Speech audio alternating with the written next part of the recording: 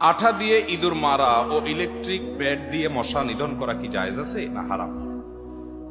আঠা দিয়ে ইঁদুর মারার যে একটা সিস্টেম আছে আমাদের দেশে, এটা জায়েজ না। এটা কোন অবস্থাতে জায়েজ না, কারণ এটা খুবই মর্মান্তিক, এটা খুবই অমানবিক। এটা খুবই অমানবিক, কারণ আঠা দিয়ে ইঁদুর মারার এক দুইটা দৃশ্য আমি দেখেছি। এখানে যেটা হয়, ইঁদুর আঠার উপরে উঠে গেলে এরপরে দেখা যায় ওই অবস্থায় তার মৃত্যু হওয়ার আগ পর্যন্ত সে ওই আঠা থেকে তার নড়তে পারে না, ওই অবস্থা পড়ে থাকে।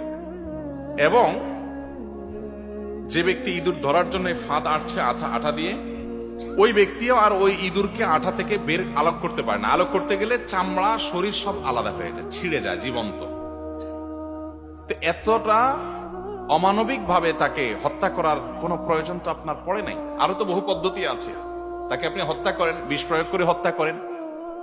যে প্রাণী আপনার উপদ্রব করে, আপনার কষ্ট দেয়, আপনি তাকে হত্যা করতে পারেন আপনার উপদ্রব থেকে বাঁচার জন্য, সেটা জায়েজ আপনার জন্য।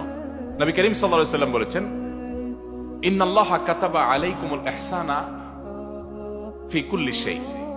আল্লাহ তাআলা প্রত্যেকটা বস্তুর প্রতি তোমাদেরকে ইহসান করা ফরজ করেছেন। মুসলমান কখনো অমানবিক হতে পারে না, মুসলমান কখনো পাষাণ হতে পারে না। ফাইদা যাবাহতুম ফাআহসিনুয যিবহাতা ওয়া ইযা কাতালতুম ফাআহসিনুল কিতলাতা। যুদ্ধের ময়দানে রণাঙ্গনে কাউকে যদি হত্যা করতে হয় শত্রুপক্ষের, সেখানে তুমি অমানবিক হইও না, অপ্রয়োজনে তাকে কষ্ট দিও না। এই জন্য লাশের কান কাটা, চোখ কাটা, অঙ্গ প্রত্যঙ্গ কাটা, টুকরা টুকরা করা। যুদ্ধক্ষেত্রে কাফেরের লাশ যে আপনাকে হত্যা করছে আছে, তাকেও আপনি হত্যা করতে পারেন, তাই বলে এরকম অমানবিক হতে পারেন না। ইসলাম জায়েজ করে না, মুসলা এটাকে বলা নিষেধ। আর যখন তুমি কোনো পশু জবাই করবে, ফাআহসিনুল যিবহাতা, ওই পশুটার প্রতি ইহসান করো। এবং নবী সাল্লাল্লাহু আলাইহি ওয়াসাল্লাম নির্দেশ করেছেন, তোমরা চাকু ভালো করে ধার দাও, যাতে করে তাড়াতাড়ি তার প্রাণটা বের হয়ে যায়। ইসলাম সেই দিন, যেদিন শুধু মানুষ নয়, পশুদের প্রতি পর্যন্ত আমাদেরকে মানবিক হতে বলেছে। অমানবিক হওয়ার কোন সুযোগ ইসলামে। আপনি একটা ইঁদুরকে হত্যা করার প্রয়োজন হয়েছে, আপনাকে ডিস্টার্ব করে, আপনার উপদ্রব করে, আপনি মারেন, কিন্তু অমানবিক পদ্ধতিতে না। এর চেয়ে তারা সহজ অনেক পদ্ধতি আছে। আচ্ছা, আর আরেকটা প্রশ্ন হলো, মশা ইলেকট্রিক ব্যাট দিয়ে মশা মারা জায়েজ আছে কিনা? ইলেকট্রিক ব্যাট দিয়ে মশা মারা জায়েজ আছে।